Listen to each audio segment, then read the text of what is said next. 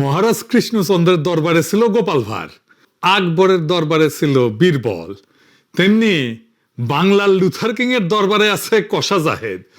ওরে আর কি বলবো জানি না, আমরা মনে করতাম শিলং সালাউদ্দিন, ইকবাল মাহমুদ টুকু, আমির খসরু, মির্জা ফখরুল, মেজর হাফিজ এরাই বিএনপির মধ্যে ইন্ডিয়ান মাল। এখন দেখি কষা জাহেদ সবার বাপ হয়েছে। অন্যরা তো দেখতেছি দুগ্ধ বসে শিশু। তেল হয়েছে কেমন দেখিছেন? আগে তো কুইতা কুইতা কথা কইতো, এখন শরীরের তেল জমিছে, কলকাতা হারবাল খাইছে, বুঝিস?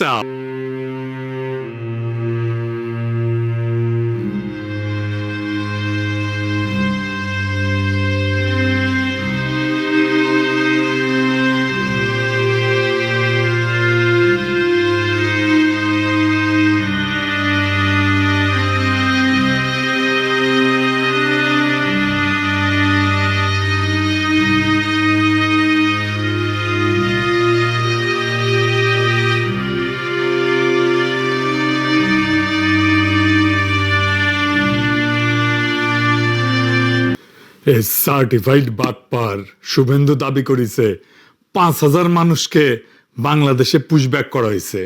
অবশ্য বাংলার লুথার কিং এর উপদেষ্টা কষা জাহেদ কইছে ইন্ডিয়া ইচ্ছে কইরা পুশিন করতেছে না। দেখেন, ভারতের পুশিন বাংলাদেশে যেটা করার চেষ্টা করছে, আমরা নিশ্চয়ই পশ্চিমবঙ্গের নির্বাচন ফলো করেছি।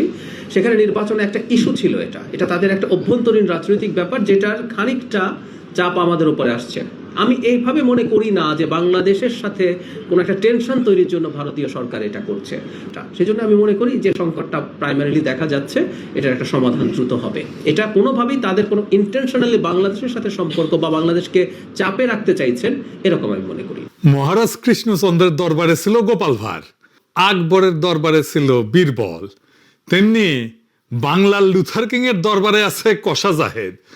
ওরে আর কি বলবো জানি না, আমরা মনে করতাম শিলং সালাউদ্দিন, ইকবাল মাহমুদ টুকু, আমির খসরু, মির্জা ফখরুল, মেজর হাফিজ এরাই বিএনপির মধ্যে ইন্ডিয়ান মাল। এখন দেখি কষা জাহেদ সবার বাপ হয়েছে। অন্যরা তো দেখতেছি দুগ্ধ বসে শিশু। তেল হয়েছে কেমন দেখিছেন? আগে তো কুইতা কুইতা কথা কইতো, এখন শরীরের তেল জমিছে, কলকাতা হারবাল খাইছে, বুঝিসাও? আমাদের ট্যাক্সের পয়সায় ইন্ডিয়ার জন্য জাস্টিফিকেশন তৈরি করতেছে, আবার কয় ইউনুসের টাইমে যে সম্পর্ক আছে সেই সম্পর্ক থেকে বাইরে আসতেছে। আমরা বিভিন্ন পর্যায়ে যখন কথাবার্তা বলেছি, আমার নিজেরও কিছু কথাবার্তা হয়েছে, তারা বাংলাদেশের সাথে 5 আগস্ট পরবর্তী সময়ে ডক্টর ইউনুস সরকারের সাথে যে ধরনের পরিস্থিতি ছিল সেটা থেকে তারা বেরিয়ে আসতে চান। দুই দেশই চায় সে। আমাদের সাথে নাকি ভালো সম্পর্ক চায় ইন্ডিয়া। হে খোদা, আমাদের উঠায় না, নয়তো দড়ি ফেলাও, বায়া উঠে যায়। এমন নির্লজ্জ নতজানু একটা সরকার বাংলাদেশ চালাইতেছে, যেন হাসিনার ফ্যাসিবাদের পিছে ইন্ডিয়ার কোনো হাত ছিল না। ইন্ডিয়া খুব ভালো ছেলে, সন্ধ্যাবেলা হাত মুখ দিয়া পড়তে বসে। বিএনপিতে একসময় বিদায় নিবি, কষা জাহেদ যেন পলাইতে না পারে খেয়াল রেখেন। প্রত্যেকটা চিহ্নিত ইন্ডিয়ান দালালদের ধরে খাঁচার মধ্যে পড়বেন। সিল লাগান এডিটর সাহেব, কষা জাহেদ আগে, ইন্ডিয়ান দালাল, শিলং সালাউদ্দিন, আমির খসরু, মেজর হাফিজ, ইকবাল মাহমুদ টুকু, মির্জা ফখরুল মারিছেন। মাথায় রেখেন, ভুলে যান না, প্রত্যেকটা ইন্ডিয়ান দালালকে এক এক করে সিল মারবো। যাই হোক, আসেন আজকের আলাপ পুশিন। আমরা এই ঘটনার আগা পাঁচতলা বিবেচনা করে দেখব কেন এটা ঘটিচ্ছে আর বাংলাদেশ কি করে না।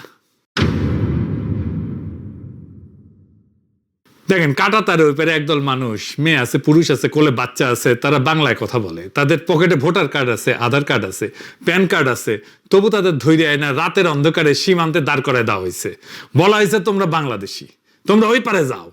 এখন আমি আপনাদের একটা সহজ প্রশ্ন করি, কেউ যদি সত্যি ভারতের নাগরিক হয়, ভারত তারে বাংলাদেশে ঠেলা দেয় কেন?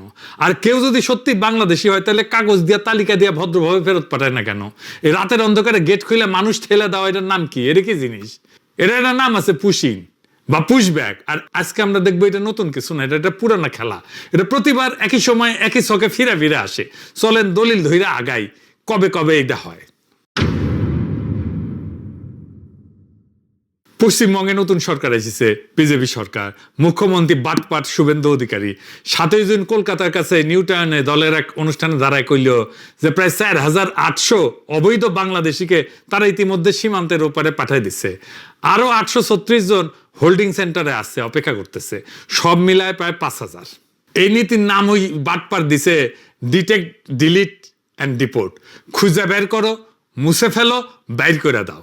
মানুষ নিয়ে কথা হইতেছে, খেয়াল করেন, মুছে ফেলার ভাষা, গণহত্যার ভাষা। তো পদ্ধতিটা কি? পুলিশে বলা হয়েছে সন্দেহভাজন কাউরে আদালতে তুলবে না, সোজা বিএসএফ এর হাতে তুলে দিবা। শুভেন্দু নিজেই কইছে এদের সরাসরি বিএসএফ এর হাতে তুলে দেওয়া হইতেছে, অর্থাৎ কোনো বিচার নাই, কোনো যাচাই নাই, কোনো প্রমাণ নাই, সন্দেহ হইলে কাটাতারের ওই পারে। ভারতের নিজের সুপ্রিম কোর্ট 2024 সালের নভেম্বরে এই ধরনের নাগরিক যাচাই ছাড়া বহিষ্কার আর বাড়িঘর ভাঙার বিরুদ্ধে রায় দিছিল। সেই রায় অগ্রাহ্য কইরা এই বাটপার শুভেন্দু অভিযান চালাইতেছে। কেমন জাউরা দেখেন, দেন সিল মেরে দেন শুভেন্দুরে, জাউরা সিল মেরে দেন। এবার বুঝেছেন কষা জাহেদ আর শুভেন্দু যে মেলায় হারায় যাওয়া দুই ভাইটা একসাথে দেখেন এডিটর সাহেব, আবার সিল মারেন দুইটার উপরে, মেলায় হারায় যাওয়া দুই ভাই। আর সীমান্তে কি হইতেছে? কোচবিহার, পঞ্চগড়, ঠাকুরগাঁও, একের পর এক জায়গায়, বিভিন্ন জায়গায় বিজিবি এই পুশিন আটকায় দিতেছে। জুনের শুরু থেকে অন্তত 20টা পুশিনের চেষ্টা হয়েছে কয়েকশো মানুষকে নিয়ে। কোচবিহারে মেখলিগঞ্জে এক রাতে 40 জন জিরো লাইনে আটকা পড়েছিল, দুই দেশের মাঝখানে। এবার দেখি পুশিন জিনিসটা আসলে কি। পুশিন বা আর আইনি ফেরত পাঠানো বা ডিপোর্ট দুইটা সম্পূর্ণ আলাদা জিনিস। আইনি ফেরত পাঠানোতে কি হয়?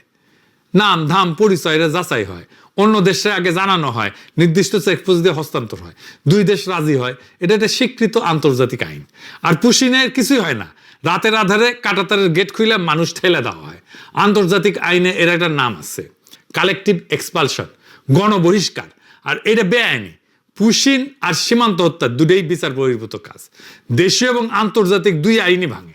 আর জোর কইরা ঠেলে দেওয়া হতভাগ্যদের বাংলাদেশে অনুপ্রবেশকারী বলে চালানো হয় প্রমাণ ছাড়াই। কিন্তু বাস্তবে ধরা পড়ে কারা?